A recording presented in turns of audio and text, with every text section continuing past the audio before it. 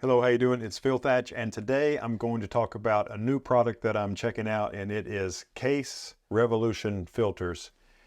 These filters check all the boxes. They are magnetic and they are color-coded.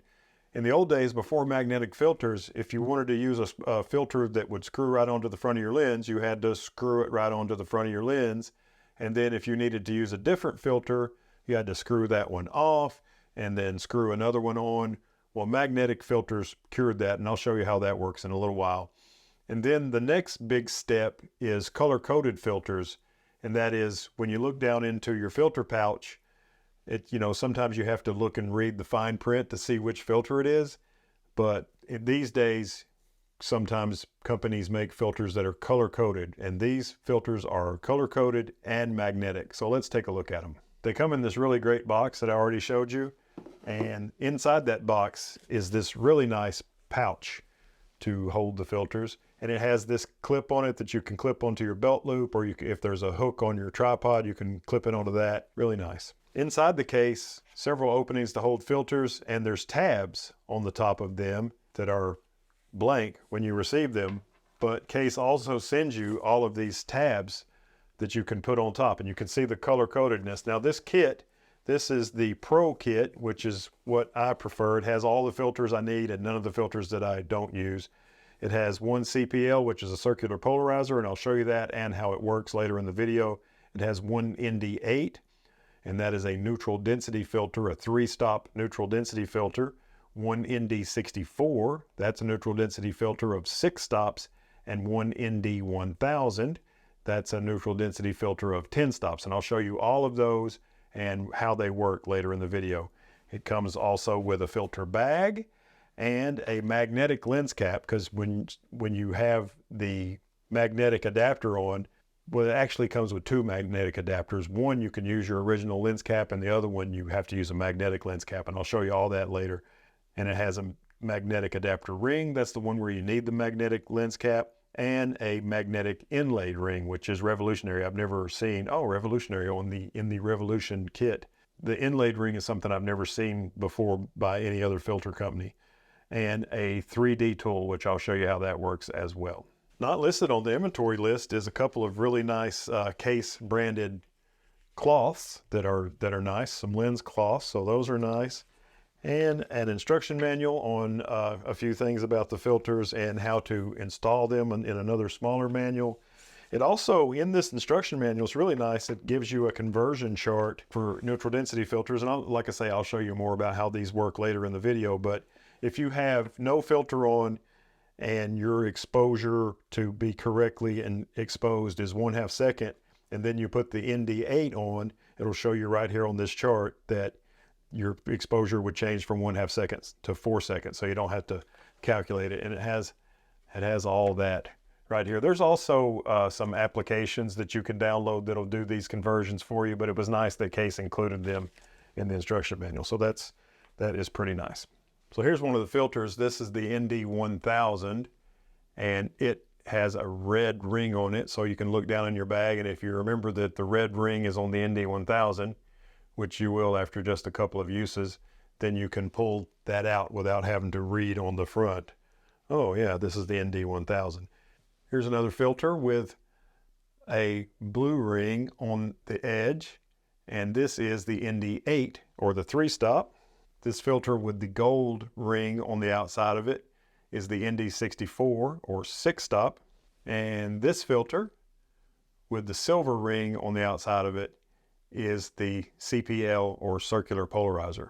When you hold these filters in your hand, they just have a feel of quality about them and a look of quality as well.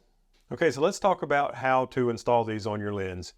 This is the magnetic adapter, and just like you would with a traditional kind of filter, you screw this onto the front of your lens. And you may be saying, well, Phil, you said I don't have to screw these on. Well, once you screw that adapter on, then all you have to do to install a filter is just stick it on, and it attaches magnetically. And this is the circular polarizer, which you turn a circular polarizer to adjust it, and it turns no problem while it's connected magnetically. What if you want to use a different filter? Well, you just pop that on. Just pull it off, pop it on. So before you go out to do landscape photography, you can screw this magnetic ring onto your lens. And then once you're out there in the field, you're standing ankle deep in a creek, changing filters is easy. Oh man, this doesn't have, this 10 stop is more than I need. Let me put the 3 stop on. Just like that. Easy as can be and very convenient. You can also stack the filters. So let's say you wanted to have a 3 stop and you wanted to use your circular polarizer. They stack right on there. No problem. So that's one way to do it. But these filters also come with this, in my opinion, revolutionary inlaid ring. And it screws into the front of your lens as well, but it goes down inside the threads. And it has a couple of cutouts. Probably can't see those. Let's see. There's a couple of cutouts in this, and it comes with this tool, and you put the inlaid ring on the tool. And this is kind of a tricky install, but this might be something that you would do on a lens that you would only use with filters, or almost always use with filters.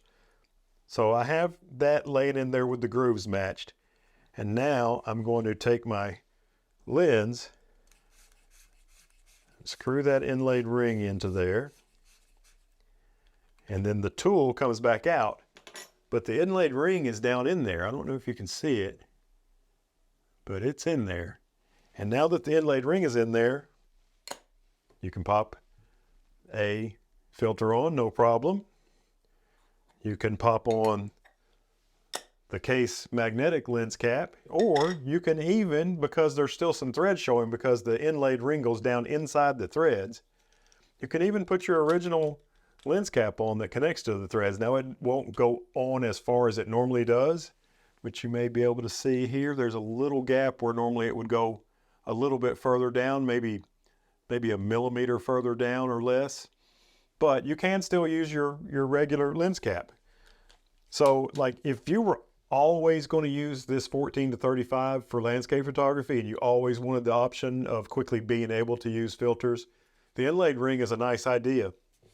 And then my big worry with the inlaid ring, because I often get filters stuck together when I'm screwing a couple of filters together, I thought, man, it's going to be hard to get that thing back out. But this tool with the 2 little notches that stick out and go into the 2 grooves, you just put it on there and turn it till it's in the notch. And then I like to hold it steady and turn the lens.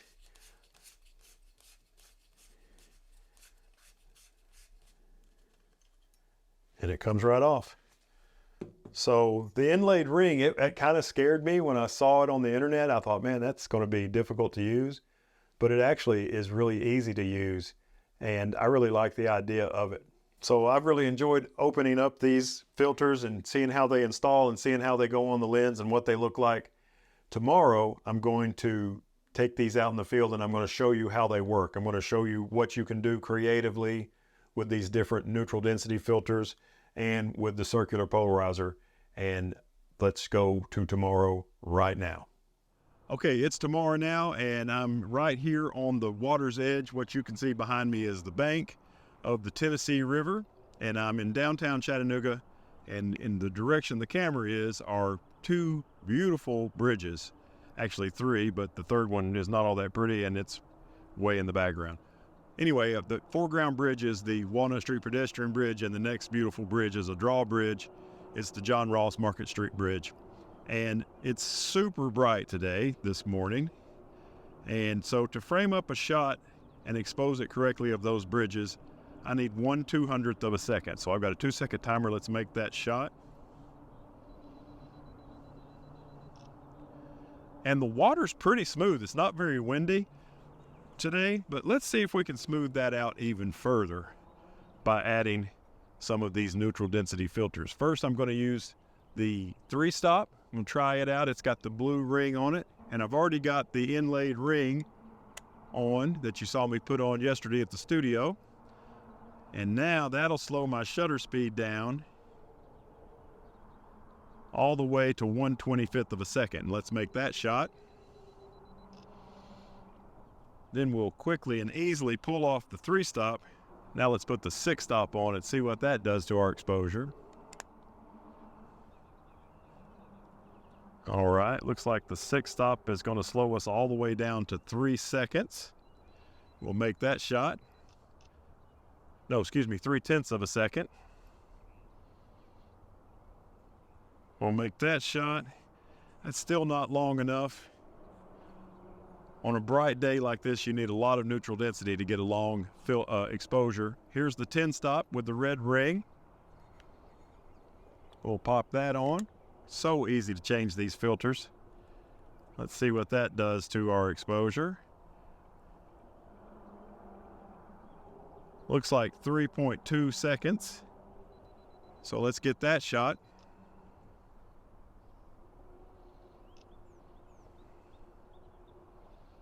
And that looks pretty good, but what if we stack these filters? These filters are stackable. I'm going to put the 3-stop on top of the 10-stop. Let's see what that does to our exposure. Now we need 25 seconds. So while that 25-second exposure is going, I'm just going to enjoy the beautiful scene here. It's really a nice morning to be out here for photography. It's most of the time, if you're doing artistic photography, you don't want it to be a bright sunny day like this, but this is the day I needed to get out and work with these filters to do this review, so this is the day I'm out here. On an overcast day or a day with some clouds, not completely overcast, you can do these exposures much longer. So we made a shot with no filters, we made a shot with the 3-stop, a shot with the 6-stop, a shot with the 10-stop, and a shot with the 3 and the 10-stop combined for 13 stops. Let's take a look at them. Okay, this is the shot with no filters at all. This is 1/200th of a second, and you can see lots of waves in the water and ripples. Now we've got the 3-stop neutral density filter on, and the 3-stop would really slick this water good on a day that was overcast, but on a day that's bright and sunny with almost no clouds in the sky, it's just not going to do it. This is 1/25th of a second. Now we're going to the 6-stop neutral density filter, and this is 0.3 of a second. The water is starting to get a little bit slicker. And now this is with the 10-stop neutral density filter, and even on a bright day, the 10-stop can get us a 3.2 second exposure, and that slicks this water pretty nicely. But I wanted to check it out and see what things look like with the 10-stop and the 3-stop stacked. And that gave us a 25-second exposure, and it has completely slicked this water here in the Tennessee River. And it's also done some nice work on these clouds. There wasn't many clouds today, but the clouds that we had looked really beautiful in a 25-second exposure. They're kind of wispy and artsy looking. So there is the shot with the 10-stop and the 3-stop. And like I say, with just the 10-stop, you could get a super long exposure on a day that's not as bright as this day. But it's nice that if you buy the Pro Kit, which is what I've been using, you can stack a couple of the filters and get a really long exposure like this, even on a very sunny day. So now I'm here in the parking lot and standing right by the car I'm driving today. And as I look down at the windshield, you can see there's a lot of glare on the windshield. Well, I've reached into my bag and I've gotten my Circular Polarizer filter out. Easy to find because it's the one with the silver ring on the outside. And we'll just drop that on to the front of the camera. And you can see, you can turn it. It's a circular polarizer, so the polarization changes. So right there, it's basically not polarizing at all or not much. And as you turn it, you can see all the glare, or almost all the glare, that's on the windshield going away.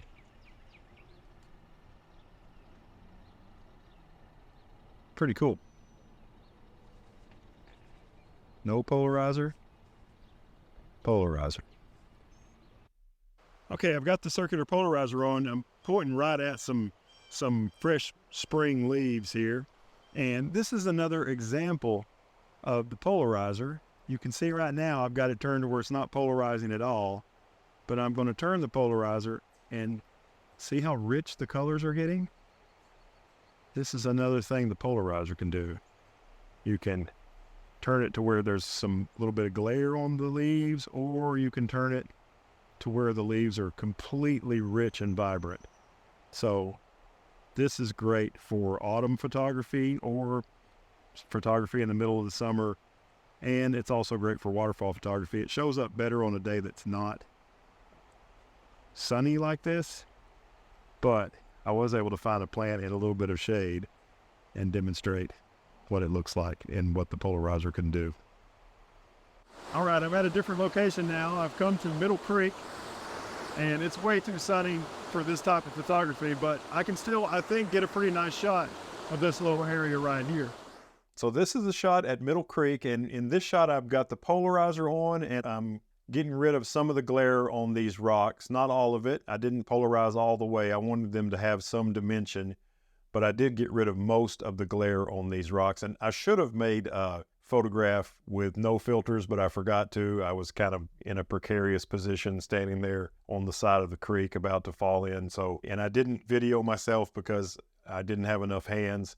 But this is with the Circular Polarizer and the 3-stop neutral density filter. So this is 1/4 of a second, which I really kind of like that, but I put the 6-stop on just to see what that would look like. And that got my exposure all the way to 1.6 seconds, which does have a really artsy look. And other than the cotton candy look here and over here, I really kind of like this even better than the 1/4 of a second shot. But I do like both of these, and this is what you can do. You can try different shutter speeds, which will require you to use different neutral density filters, and then you can pick out the shutter speed that you like for a particular scene.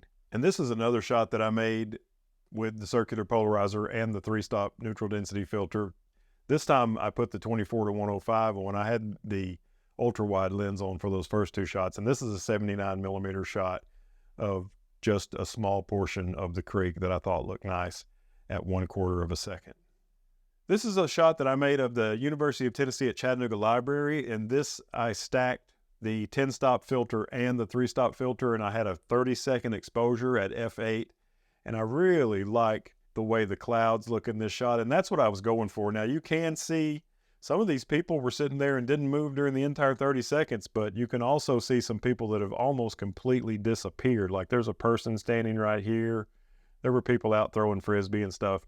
But really what I was looking to do was make these clouds look beautiful in this architecture shot of the library at the University of Tennessee at Chattanooga.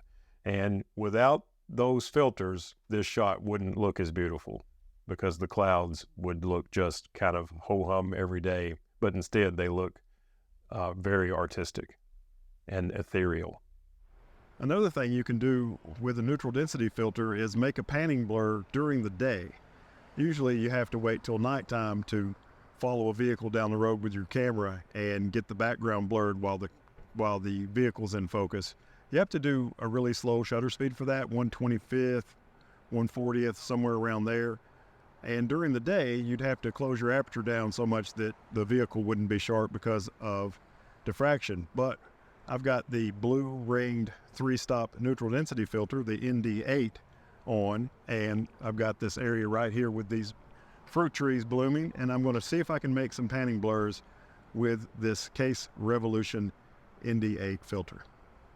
Here are the panning blur shots that I made using the 3-stop neutral density filter, and I was all the way as slow as 1/15th of a second. So with the neutral density filter on the camera at f11, I could shoot in broad daylight at 1/15th of a second. And that allowed me to follow the vehicle with the camera down the road, make a few shots, and if I was lucky, I would catch the vehicle really sharp like this Chattanooga van is, and the background is completely blurred. Just an amazing look you can get.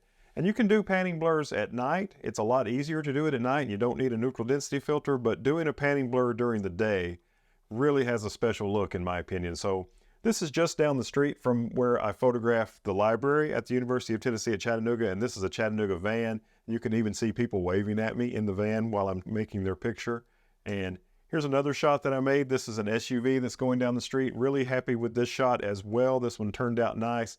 I don't like that there's power lines in this shot. I didn't even notice these power lines were messing up my shot while I was there shooting. So I don't like that. And this car that's parked on the side of the road is the same color as the SUV, so that's kind of distracting. But otherwise, I really like the way this shot turned out. And this one's 31 millimeters, 1/15 f11 ISO 100. Here's another one. This is a bus for the University of Tennessee at Chattanooga going down the same road. So that's pretty cool. 24 millimeters for this one because the bus is a lot bigger. I actually had to widen the shot to 24 millimeters and step back some. I saw that bus coming and said, oh, I got to get this shot. And here is another one. This is a Chevy Tahoe SUV coming up to the area where I was making the photographs.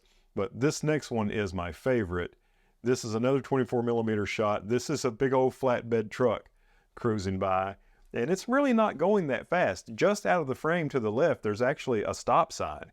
So these cars are actually slowing down to stop, which makes it easier to get them in focus as you're following them with your camera, making a panning shot. But because I'm shooting at 1/15 of a second, it looks like he's going 200 miles an hour. So those are the panning blur shots, and it was fun to make them, and you can't do them during the day without a neutral density filter. I really enjoyed using these Kase Revolution filters today. They check all the boxes, like I mentioned earlier in the video. They're magnetic, they're color-coded, and that's exactly what I look for in a filter. It needs to be color-coded so I can find it quickly in my filter pouch, and it needs to be magnetic so I can change them quickly in the field. And I really enjoyed something new about these filters, this inlaid ring. It's really, really nice. And as a matter of fact, I like it so much, I think I'm going to keep it permanently on my ultra-wide lens, this 14 to 35 Canon lens, because basically every time I use this lens, it's going to be for landscape photography. And if I'm doing landscape photography, I'm going to need my filters with me.